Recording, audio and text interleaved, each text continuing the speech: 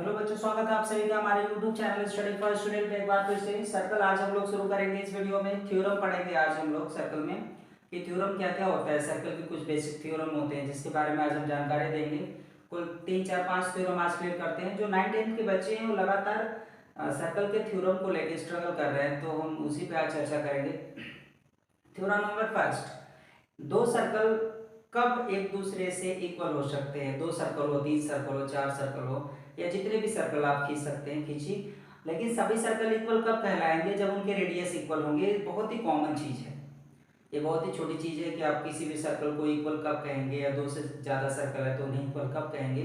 जब उनके radius equal हो जाए। अगर सर्कल के रेडियस इक्वल है तो सभी के सभी सर्कल्स इक्वल माने जाएंगे, ये सत्य है। और अगर सर्कल इक्वल है तो उन्हें आप कंग्रुएंट भी कहिए, कोई दिक्कत नहीं है।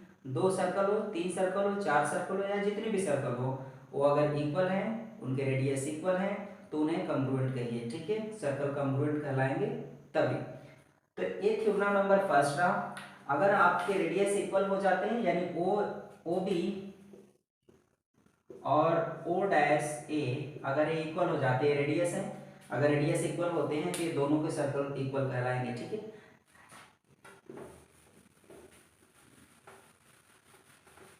इसके बाद थ्योरम नंबर 2,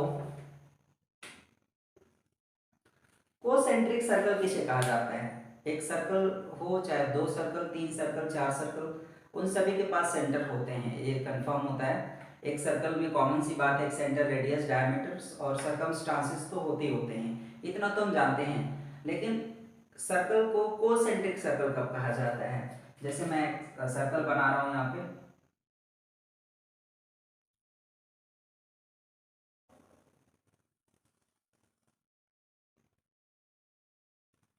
इस तरीके से सर्कल ड्रॉ कर लेंगे। ये 3 सर्कल हमने खींचे हैं, इन तीनों सर्कल का एक सेंटर है,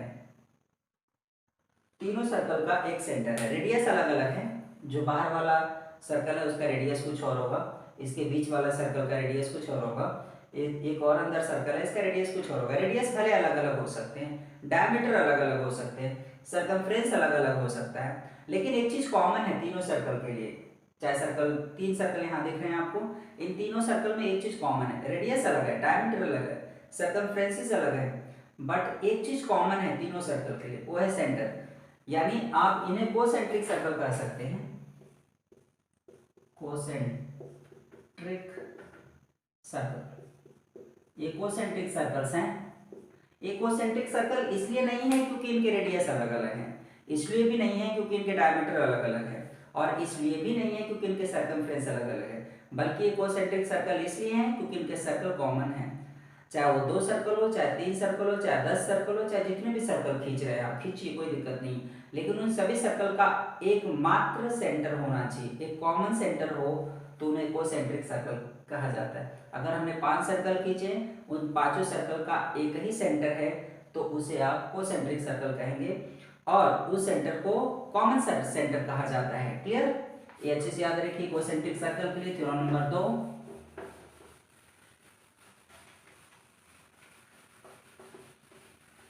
थ्योरम नंबर 3, हम यहाँ पे 2 अलग अलग सर्कल ड्रॉ करेंगे। इन दोनों सर्कल्स में आपको याद रखना है, एक बहुत अच्छी चीज याद रखना है, यहाँ पे दोनों सर्कल के अलग अलग सेंटर्स होंगे। ठीक है, हमने यहाँ पे एक कट मार्क लगा दिया है इस तरीके से, यहाँ पे एक कट है, और इसके बाद हम इसको एक आर्क, एक रेडियस, एक कोड ड्रॉ कर लेते हैं। इस कोड का नाम दे देते हैं, ये ए बी कर देते हैं, और ए सी बी। ये कोड आप जो देख रहे हैं वो ए बी और सी बी है। ए बी और सी डी बराबर कब होगा? ये कोड है, कोड्स ए बी और सी डी बराबर कब होगा, ये आपको जानना है कि ये जो कोड ए बी और सी डी है ये बराबर कब होगा। कोड के बारे में मैंने पिछले वीडियोस में आप लोग को बताया है, तो आप वहां से भी देख सकते हैं, समझ सकते हैं कोड क्या है।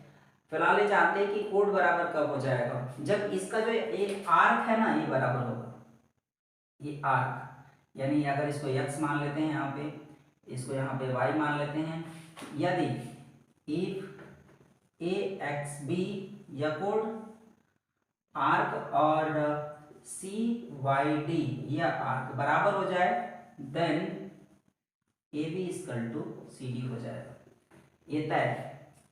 यानी एक कोड के बराबर दो अलग अलग सर्कल में कोड्स हैं, अगर ये कोड्स आपस में बराबर होंगे तो उसकी एक वही वजह होगी कि ये जो आर्क है, जो नीचे कटा हुआ सेक्शन है, ये आर्क है, ये बराबर हो जाए दोनों सर्कल में, तो आप ये कह सकते हैं कि कोड बराबर होंगे, यानी ए बी और सी डी बराबर हो जाएगा उस हिसाब से। ठीक है, ये तो दो अलग अलग सर्कल में, किसी एक सर्कल में भी आप खींच सकते हैं, ऐसी बात नहीं है, किसी एक सर्कल में भी आप दो आर्क ले सकते हैं इस तरीके से।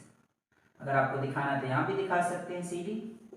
तो चाहे किसी एक सर्कल में हो चाहे दो अलग अलग सर्कल में हो, अगर वो कोड्स आपस में बराबर होंगे तो इसका मतलब ये आर्क बराबर होना चाहिए, ये आर्क इक्वल हो रहा है, चाहे इसमें कह लीजिए चाहे यहाँ कह लीजिए। अगर आर्क इक्वल हो रहा है तभी कोड बराबर होगा, अगर आर्क इक्वल नहीं है तो कोड भी इक्वल नहीं होगा, अलग अलग हो सकते हैं। ठीक है, तो थ्योरम नंबर 3 खत्म हो रहा है यहाँ पे।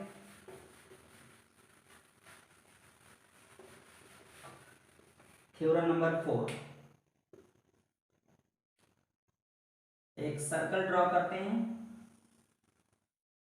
एक सेंटर होगा, दो कोड खींचा जाएगा,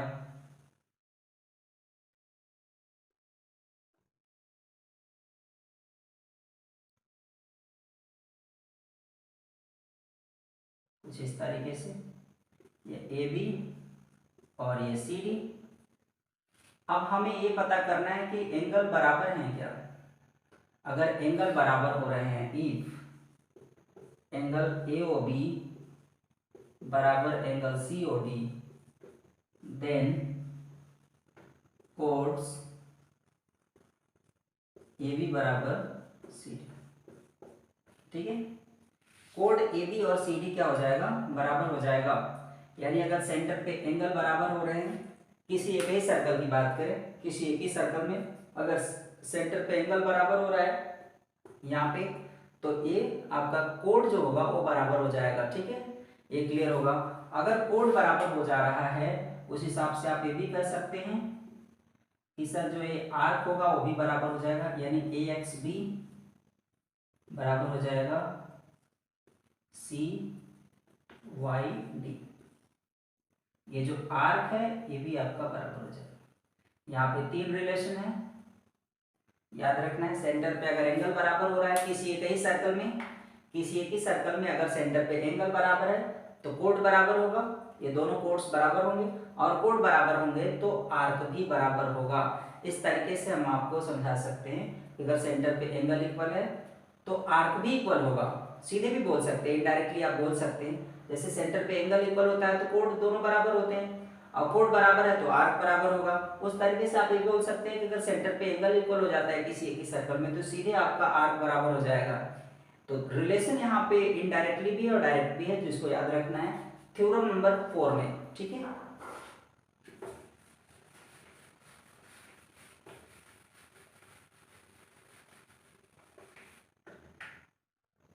थ्योरम नंबर 5, इसमें क्या है, अब हम लोग सर्कल बना लेते हैं, इसका उल्टा बोलते हैं। इसमें क्या कर सकते हैं, एक सेंटर है यहाँ पे सर्कल का,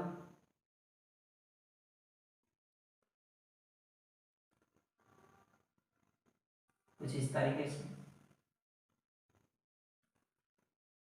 अगर एक कोड बराबर है, उल्टा बोल सकते हैं यहाँ पे, अगर एक कोड बराबर है तो सेंटर पे एंगल बराबर होगा। जैसे कि हमने बताया कि सेंटर पे एंगल अगर इक्वल है तो कोड बराबर होंगे, और अगर कोड बराबर है तो सेंटर पे एंगल इक्वल होगा। दोनों तरीके से बोला जा सकता है। If chords A B equal to C D, then angle A O B equal to angle C O D. ठीक है, ये सत्य है। अब आप सोच रहे होंगे सर ये प्रूफ कैसे करेंगे कि अगर सेंटर पे एंगल इक्वल है तो कोड इक्वल होगा। तो प्रूफ करने के लिए दोनों ट्रायंगल को कांग्रुएंट प्रूफ करना होगा, और जितने भी हम यहाँ पे थ्योरम आपको बता रहे हैं कांग्रुएंसी के आधार पे ही तय किया गया है। आप ट्रायंगल बना करके उसे कांग्रुएंट प्रूफ कर सकते हैं। कांग्रुएंट प्रूफ करेंगे तो ऑलरेडी आपको मिल जाएगा जो हम इक्वल यहाँ लगातार दिखा रहे हैं, कोड्स का और सेंटर का और आर्क का रिलेशन जो हम दिखा रहे हैं ये आपको बराबर मिल जाएंगे, लेकिन कॉन्ग्रुएंट प्रूव करने होंगे ट्रायंगल्स को, तभी हो पाएगा। अगला थ्योरम, थ्योरम नंबर 6, किसी एक ही सर्कल की बात करें लगातार, तो किसी एक ही सर्कल में एक सेंटर होता ही होता है। एक कोण हमने खींचा है 8 सेंटीमीटर का, और एक कोण हमने खींच दिया है 6 सेंटीमीटर। ये हमारा सी डी है कोण, और ये हमारा ए बी है। यहाँ पे ए बी जो है आपका 8 सेंटीमीटर है, और सी डी जो है वो 6 सेंटीमीटर है। इसका मतलब ये भी है कि A B is greater than C D है, क्योंकि ए बी 8 सेंटीमीटर है और सी डी 6 सेंटीमीटर है। तो ये आपको दिख रहा होगा कि A B equal to C D है। अगर ऐसा किसी एक ही सर्कल मिलता है कि एक कोण बड़ा है और एक कोण छोटा है, तो आप ये कह सकते हैं कि ए बी क्लोजर देन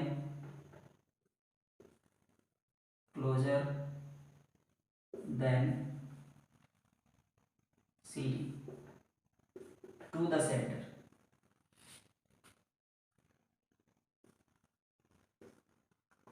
यानी आप ये कह सकते हैं कि ए बी जो है, कोण ए बी जो है सेंटर के पास है सीडी की तुलना में, मतलब सीडी सेंटर से दूर है और ए बी सेंटर के पास है।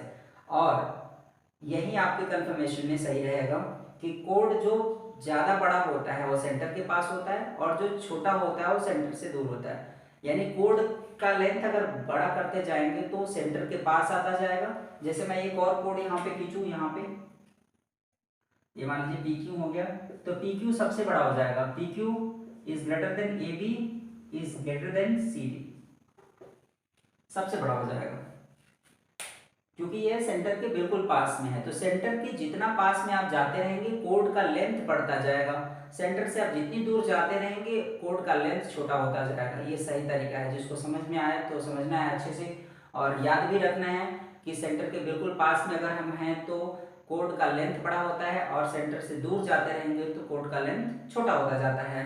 इसका मतलब ये भी है कि सेंटर से पास होने वाला जो कोण होता है सबसे लॉन्गेस्ट माना जाता है, जिसको आप क्या कह सकते हैं, जिसको आप डायमीटर कह सकते हैं, क्योंकि सेंटर से ही होके जाने वाला जो कोण होता है वो तो सबसे लंबा होगा, क्योंकि ये सबसे बड़ा लेंथ होता है, सबसे ऊपर या सेंटर से ही पास हो रहा है तो फिर वो सबसे बड़ा कोण कहलाएगा, और सबसे बड़ा कोण है तो लेंथ भी सबसे बड़ा होगा। उसके बाद जैसे जैसे आप दूर जाएंगे सेंटर से वैसे वैसे कोण का लेंथ छोटा होता जाएगा। यानी जो सेंटर से पास हो रहा है वो एक कोण तो है, साथ ही साथ उसे आप डायमीटर भी कह सकते हैं। यानी आप दूसरे तरीके से कहें तो सबसे लंबी कोण का नाम डायमीटर है। एक डायमीटर जो आप खींचते हैं, दिस इज द लॉन्गेस्ट कोण इन अ सर्कल।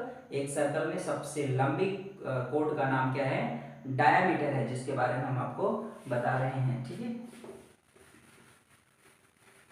थ्योरम नंबर 7,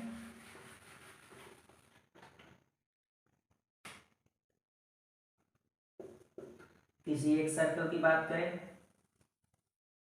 एक सर्कल में ये सेंटर है। अगर दो कोण हमने खींचे यहाँ पे, कोण ए बी और एक कोण हमने खींच दिया, हम चलिए इधर खींच लेते हैं थोड़ा, एक कोण हमने खींच दिया C D. If A B equal to C D, यानी दोनों कोण अगर बराबर है लेंथ में, तो इसका मतलब है कि सेंटर से इक्वल डिस्टेंस पर है। सेंटर से दोनों कोण की दूरी जो है समान है। अगर आप इसे आप यहाँ से मेजर करते हैं तो ये आप इसको क्यों कर देते हैं या इसको पी कर देते हैं यहाँ पे, तो इसका मतलब ये भी हो जाता है कि O P equal to O P. दोनों कोण जो है सेंटर से इक्वल डिस्टेंस पर होंगे, ये कंफर्म है। लेकिन दोनों कोण सेंटर से इक्वल डिस्टेंस पर तभी होंगे जो जब कोण का लेंथ बराबर होगा। दो कोण हो, चाहे तीन कोण हो, चाहे पांच कोण हो, अगर वो सेंटर से इक्वल डिस्टेंस पर हैं तो उनके लेंथ बराबर होंगे। यानी कोण के लेंथ अगर बराबर हैं किसी एक ही सर्कल में, तो इसका मतलब ये हो जाता है कि वो सेंटर से इक्वल डिस्टेंस पर हैं। ये कंफर्म होता है। 7 थ्योरम आज हम आपको बता रहे हैं। उसके बाद आने वाले वीडियोस में अभी भी थ्योरम अपलोड करते रहेंगे हम लगातार। आपको सर्कल से रिलेटेड जो भी थ्योरम है वो सभी के सभी हम अपलोड करेंगे, ताकि आप बोर्ड एग्जाम के लिए प्रिपेयर हो सकें। ये 9 और 10th दोनों एग्जाम के लिए है, क्योंकि ये दोनों में है, क्लास 9th में भी है 10th में भी है। तो दोनों क्लासेस के जो स्टूडेंट्स हैं इसको तैयार कर सकते हैं, समझ सकते हैं, अच्छे से समझ में आएगा। और भी थ्योरम बहुत सारे हैं जिसको हम अपलोड करते रहेंगे वीडियोज़ में। अगर वीडियो आपको अच्छा लगा हो तो वीडियो को ज़्यादा से ज़्यादा लोगों में शेयर करें ताकि वो सर्कल के बारे में कम से कम जानकारी हासिल कर सके। और वीडियो पसंद आया हो तो उसे लाइक करें। अगर आपको कुछ और जानना है सर्कल के बारे में तो कमेंट बॉक्स में जाके कमेंट्स करें। चैनल अगर सब्सक्राइब नहीं किया है तो प्लीज़ चैनल ज़रूर सब्सक्राइब कर लें। फिलहाल के लिए इतना ही। Thank you, good night.